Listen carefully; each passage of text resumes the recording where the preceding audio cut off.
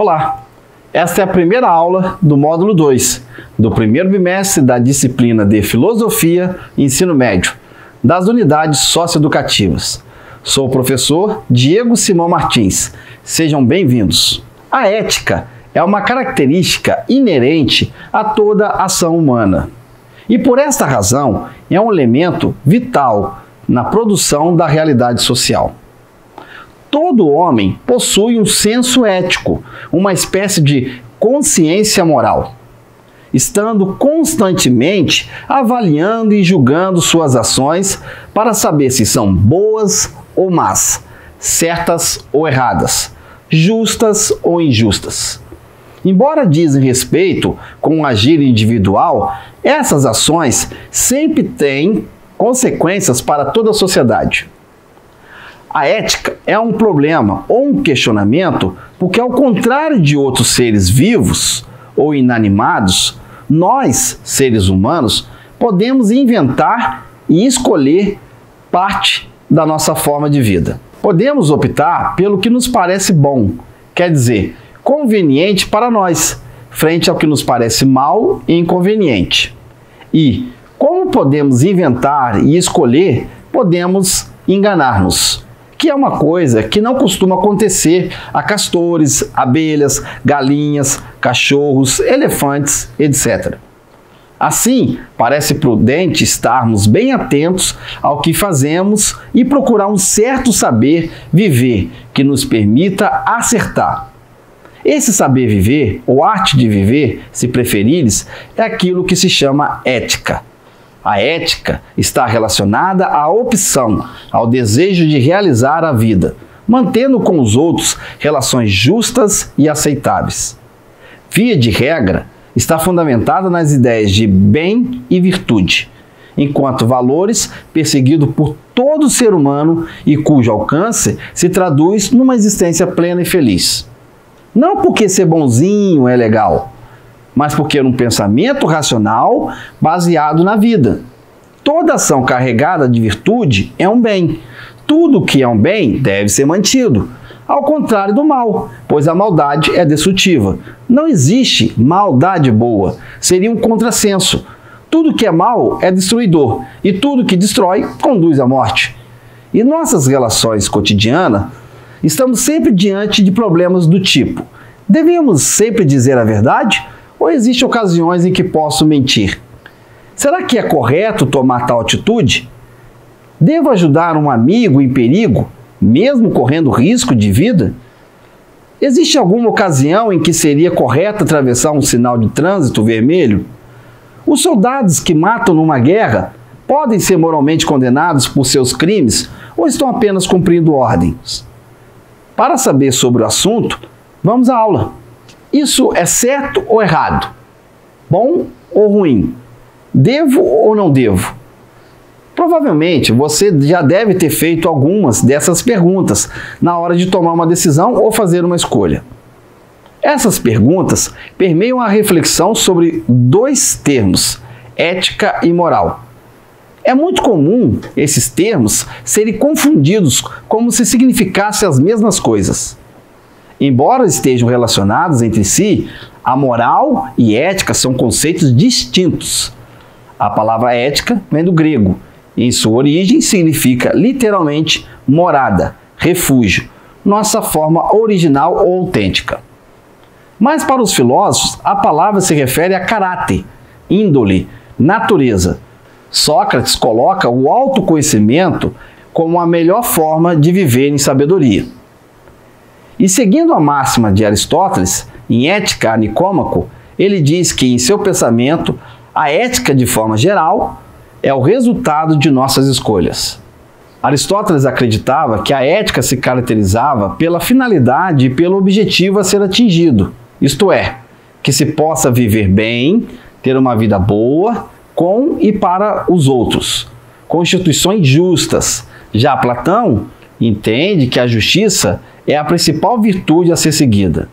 Nesse sentido, a ética é um tipo de postura e se refere a um modo de ser, a natureza da ação humana, ou seja, como lidar diante das situações da vida e ao modo como convivemos e estabelecemos relações uns com os outros. É uma postura pessoal que pressupõe uma liberdade de escolha. O que estamos fazendo uns com os outros? Quais são as nossas responsabilidades pessoais diante do outro? Uma postura ou conduta ética pode ser realização de um tipo de comportamento mediado por princípios. A ética, enquanto ramo do conhecimento, tem por objetivo o comportamento humano do interior de cada sociedade. O estudo desse comportamento, com o fim de estabelecer os níveis aceitáveis que garantam a convivência pacífica dentro das sociedades entre elas, constitui o objetivo da ética. Em qualquer sociedade que se observe, será sempre notada a existência de dilemas morais em seu interior. Os dilemas morais são um reflexo das ações das pessoas e surge a partir do momento em que, diante de uma situação qualquer, a ação de um indivíduo ou de um grupo de indivíduos contraria aquilo que, genericamente, a sociedade estabeleceu como padrão de comportamento para aquela situação. O comportamento das pessoas, enquanto fruto de valores nos quais cada um acredita, sofre alterações ao longo da história. Tal fato significa que aquilo que sempre foi considerado como um comportamento amoral pode, a partir de determinado momento, passar a ser visto como um comportamento adequado, à luz da moral, quando, por exemplo, um país se envolve em guerra, ou quando os habitantes desse país, ou parte deles, estão assumindo um comportamento que normalmente, em tempo de paz, não aceitariam. Exemplo, matar seus semelhantes. Os problemas relacionados com o comportamento do ser humano encontram-se inseridos no campo de preocupações da ética, ainda que não torne os indivíduos moralmente perfeitos. A ética tem por função investigar e explicar o comportamento das pessoas ao longo das várias fases da história. Essa função apresenta-se como de grande relevância, tanto no sentido de se entender o passado, quanto de servir para o parâmetro para a fixação de comportamentos padrões aceitos pela maioria, visando, assim, diminuir o nível de conflitos de interesse dentro da sociedade. Com base na etimologia, os gregos diziam coisas variadas sobre a ética, desde lugar seguro onde convivemos com nossos iguais, ou até código de conduta que dá harmonia aos relacionamentos. Ou ainda, estado da alma que nos aproxima dos deuses. Boa essa! Os romanos, mais pragmáticos, definiram a ética como código de conduta, que facilita o relacionamento humano e permite a criação de um ambiente dotado de equilíbrio, justiça, progresso e harmonia. E dessa forma, criaram os princípios do direito, até hoje estudado nas faculdades. Era assim que eles queriam criar uma cultura que fosse a base de uma civilização inteira. Roma entrou em decadência quando a ética passou para a categoria das coisas menos importantes. O cristianismo foi importante nessa matéria e acertou em cheio quando adotou o lema "Faz aos outros o que deseja que façam a ti". Estavam, na verdade, falando de ética, e talvez essa seja uma das definições mais pragmáticas, pois vai direto ao ponto, relacionando o interesse de cada um ao interesse coletivo. Em resumo, a ética é o que é estabelecida com base em instruções e exemplos. Tem 3 fontes bem definidas: a religião, as leis e a moral. A religião e as leis impõem uma conduta ética, pois estabelece os limites das ações e define os castigos para a desobediência. Já a moral considera a ética uma virtude em si. Nesse caso, nos referimos à ética como uma espécie de filosofia moral.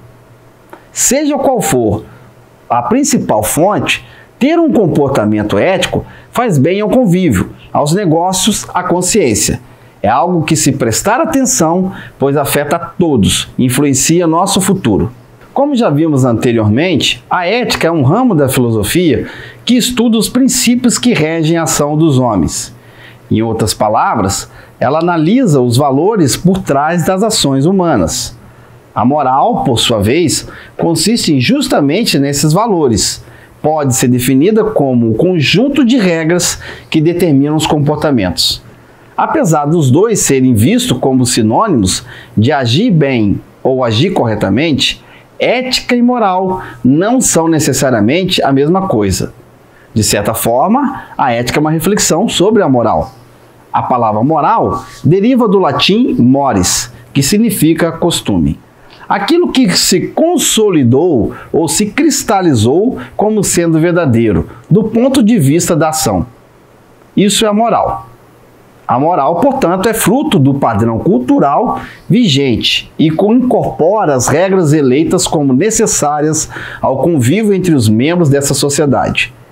Regras estas determinadas pela própria sociedade. Na época medieval, por exemplo, a moral era muito atrelada a crenças religiosas. A sociedade buscava na religião um meio para orientar o homem e agir de acordo com valores éticos.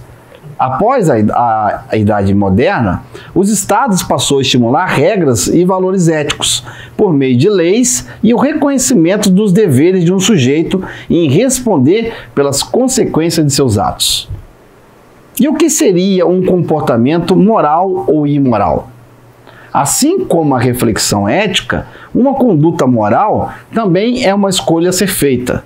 As normas ou códigos morais são cumpridos a partir da convicção íntima da pessoa que se comporta. Uma pessoa moral age de acordo com os costumes e valores de uma determinada sociedade. Ou seja, quem segue as regras é uma pessoa moral. Quem as desobedece, uma pessoa imoral. Uma pessoa moral ou imoral não é necessariamente aquela que segue as leis ou regras jurídicas. Comportamentos como furar a fila no banco, jogar lixo no chão, colar na prova, falar mal de um colega na frente do outro, ou não dar espaço para os mais velhos no metrô, não são consequências ilegais, mas podem ser atos imorais. A ética, por sua vez, é a parte da filosofia que estuda a moral, isto é, que reflete e questiona sobre as regras morais. A reflexão ética pode inclusive contestar as regras morais vigentes, entendendo-as, por exemplo, como ultrapassadas ou simplesmente erradas do ponto de vista pessoal. Um exemplo: como lidar com uma pessoa que roubou um remédio para salvar uma vida? Seu comportamento é imoral. Ela quebrou a regra de uma sociedade. Mas será que seria justificado eticamente? A moral é constituída pelos valores previamente estabelecidos e comportamentos socialmente aceitos, passíveis de serem questionados pela ética, em busca de uma condição mais justa. É possível uma ação moral ou imoral sem qualquer reflexão ética, assim como é possível uma reflexão ética acompanhada de uma ação imoral ou amoral. Basicamente, se trata de moral. O que é certo e errado depende do lugar onde se está. A ética é o questionamento da moral. Ela trata de princípios e não de mandamentos. Supõe que o homem deva ser justo. Porém, como ser justo? Como agir de forma a garantir o bem de todos? Não há resposta predefinida, mas há sempre uma resposta a ser pensada.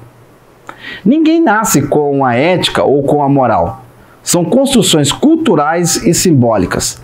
As pessoas podem aprender ética na família, na escola, na rua, no trabalho. Esses conceitos são adquiridos ao longo da experiência humana, seja pela cultura, pelas regras jurídicas, pela educação ou por reflexões pessoais. Quando uma empresa diz que possui um código de ética, na verdade o que está presente no texto são códigos ou regras de moral que buscam criar uma cultura ética. A moral é convenção, a ética a reflexão. O aprendizado da ética seria o aprendizado da convivência. Aprender a conviver juntos é um dos maiores desafios do século XXI. A ética pode ser uma bússola para orientar o pensamento e responder a seguinte pergunta: qual sociedade eu ajudo a formar com a minha ação? Os filósofos antigos, gregos e romanos, consideravam a vida ética transcorrendo como um embate contínuo entre os nossos apetites e desejos, as paixões, e contra eles a razão. Eles estabeleceram 3 aspectos principais para a ética: o racionalismo, que é a vida virtuosa agindo em conformidade com a razão, que conhece o bem e deseja e guia nossa vontade até ele.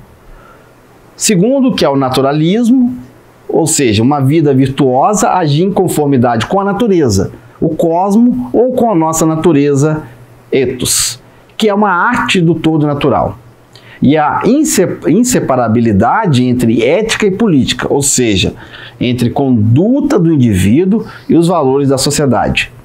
Ética das virtudes são teorias éticas normativas que enfatizam virtudes da mente, caráter e senso de honestidade. Virtude discute a natureza e a definição das virtudes e outros problemas relacionados que enfocam as consequências da ação. Estes incluem como as virtudes são adquiridas, como elas são aplicadas em vários contextos da vida real e se elas estão enraizadas em uma natureza humana universal ou em uma pluralidade de culturas. Os principais conceitos da tradição ocidental derivam da filosofia grega antiga. Essas teorias incluem excelência e sabedoria prática. Uma virtude é geralmente aceita como um traço de caráter, como uma ação habitual ou com um sentimento estabelecido. Especificamente, uma virtude é um traço positivo que se torna seu possuidor um bom ser humano. Assim, uma virtude deve ser distinguida de ações ou sentimentos únicos. Uma virtude, como a honestidade ou a generosidade, não é apenas uma tendência para fazer o que é honesto ou generoso. Nem deve ser utilmente especificada como um traço de caráter desejável ou moralmente valioso. É, de fato, um traço de caráter, isto é, uma disposição que está bem entrechada em seu possuidor, algo que, como dizemos, vai todo o caminho. Ao contrário de um hábito, como ser um bebedor de chá. Mas a disposição em questão, longe de ser uma disposição de via única para fazer ações honestas, ou ações honestas por certas razões, também se preocupa com muitas outras ações, com emoções e reações emocionais, escolhas, valores, desejos, percepções, atitudes, interesses, expectativas e sensibilidades.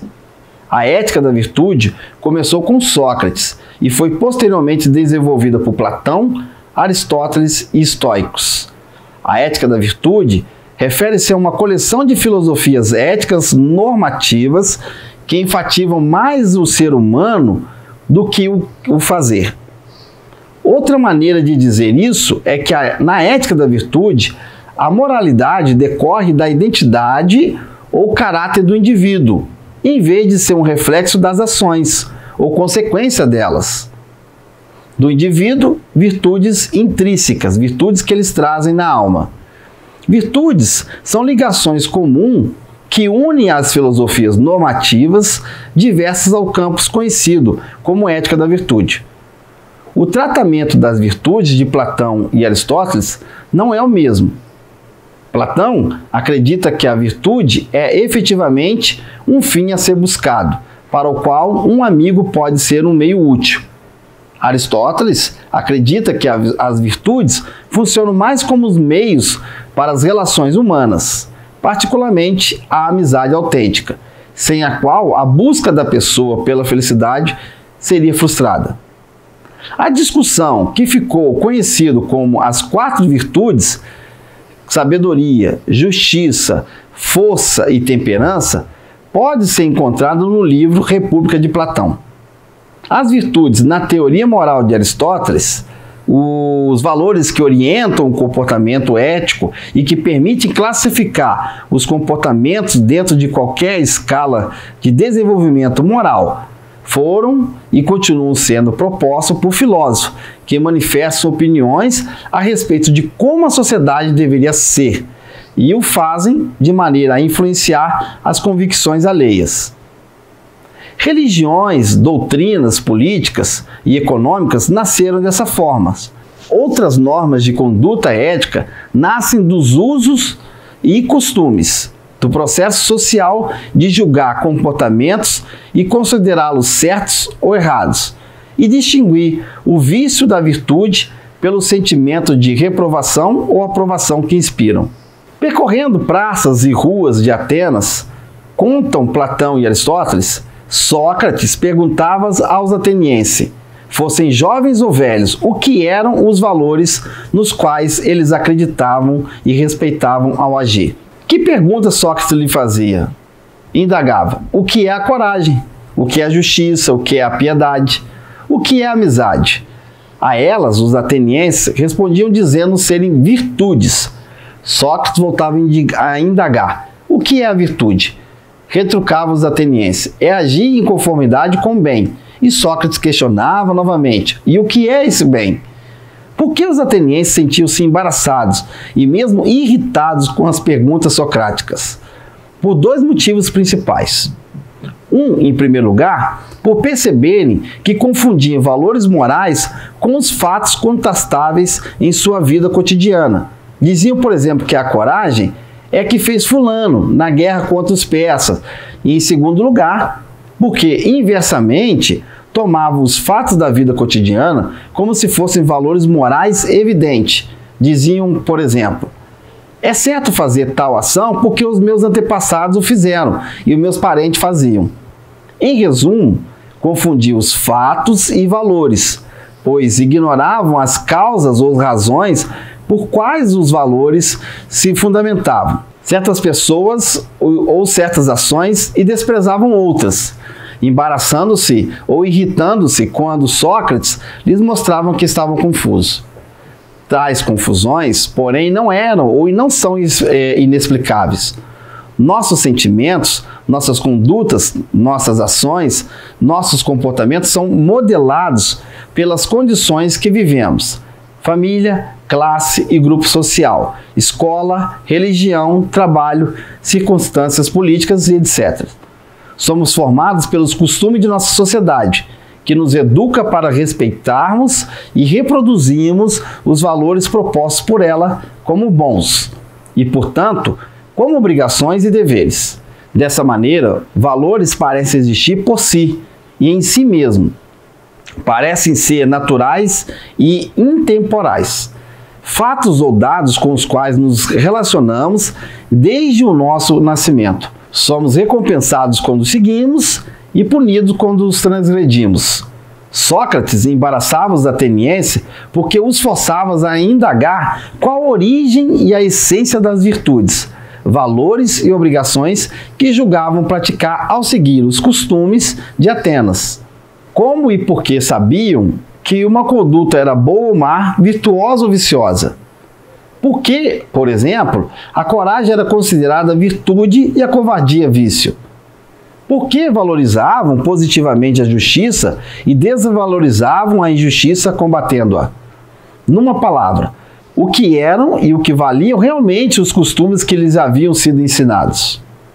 A maneira como imaginamos a satisfação, o prazer, o contentamento que alguma coisa ou alguém nos dão, transforma essa coisa ou este alguém em objeto de desejo e o procuramos sempre, mesmo quando não conseguimos possuí-lo ou alcançá-lo. O desejo é, pois, a busca da fruição daquilo que é desejado. Porque o objeto do desejo dá sentido à nossa vida, determina nossos sentimentos e nossas ações. Se, como os animais, temos necessidade, somente como humanos temos desejo. A vontade difere do desejo, por possuir três características que o desejo não possui. Primeiro, o ato voluntário implica um esforço para vencer o obstáculo. Estes podem ser materiais, como uma montanha, pode ser físico, como um cansaço, ou psíquico, como um desgosto. A tenacidade e a perseverança e a resistência e a continuação do esforço são marcas da vontade, ou seja, persistência. Segundo, o ato voluntário, ele exige discernimento e reflexão antes do agir isto é, exigem deliberação, avaliação e tomada de decisão. A vontade pesa, compara, avalia, discute, julga antes da ação. A vontade refere-se ao possível, isto é, ao que pode ser ou deixar de ser e que se torna real ou acontece graças ao ato voluntário, que atua em vista de fins e da previsão das consequências. Por isso, a vontade é inseparável da responsabilidade. O desejo é paixão, a vontade, decisão. O desejo nasce da imaginação, a vontade se articula à reflexão. O desejo não suporta o tempo, ou seja, desejar é querer satisfação imediata e o prazer imediato. A vontade, ao contrário, realiza-se no tempo. O esforço e a ponderação trabalham com a relação entre meios e fins e aceitam a demora da satisfação. Mas é o desejo que oferece à vontade os motivos interiores e os fins exteriores da ação. À vontade cabe a educação moral do desejo. Na concepção intelectualista, a inteligência orienta a vontade para que esta eduque o desejo. Na concepção voluntarialista, a vontade boa tem o poder de educar o desejo, enquanto a vontade má submete a ele e pode, em muitos casos, pervertê-lo.